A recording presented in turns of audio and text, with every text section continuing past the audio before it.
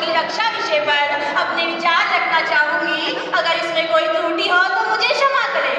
महोदय, आपातकाल की उस दौर की ओर आपका ध्यान आकर्षित करना चाहती हूँ जब सत्ता ने संविधान पर अधिकार कर लिया, जब संविधान की आत्मा को सीमित कर लिया गया, जिसे भारतीय लोकतंत्र के इतिहास में काले अध्याय के रूप में जाना जाता है। जी हाँ महोदय, बात है 25 जून 1975 रात 12 बजे, जब राष्ट्रपति फखरुद्दीन अली अहमद ने प्रधानमंत्री इंदिरा गांधी जी के कहने पर संपूर्ण राष्ट्र में आपातकाल घोषित कर दिया और कारण बताया गया आंतरिक अशांति।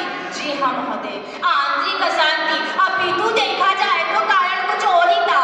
इलाहाबाद हाईकोर्ट का वह ऐतिहासिक निर्णय जिसमें प्रधानमंत्री इंदिरा गांधी जी के चुनाव को भ्रष्ट आचरण के कारण रद्द कर दिया गया और उन्हें पद छोड़ने के लिए कहा गया। इतना ही नहीं महोदय, इंदिरा गांधी जी के चुनाव में इंदिरा गांधी के द्वारा नागरिकों के मौलिक अधिकारों का भी हनन किया गया। जीवन जीने जैसी स्वतंत्रताओं को प्रतिबंधित कर दिया गया। मीसा व DRI जैसे कठोर कानूनों के माध्यम से लोगों को प्रताड़ित किया गया। प्रेस पर सेंसरशिप लागू कर दी गई। महोदय, ऐसे राजनीतिक क्रांतिकारियों ने ज्योतिर्पुंज बनकर, जैसे जयप्रकाश नारायण, अटल बिहारी वाजपेयी, मोरारजी देसाई, चौधरी चरण सिंह, ऐसे नेताओं ने आगे आकर के अपना समर्पण किया। इस समय कवि ने बहुत ही सुंदर कविता कही थी कि भीड़ बहुत है, शोर गजब है। भीड़ बहुत है, शोर गजब है, सारी दुनिया बड़ी अजब है, एक दूसरे से सब पूछे आजादी का क्या मतलब है, आजादी का क्या मतलब है। जी हाँ महोदय, उस समय लोगों को ये भी पता नहीं था कि आपातकाल होता क्या है। महोदय, विषय के दूसरे पक्ष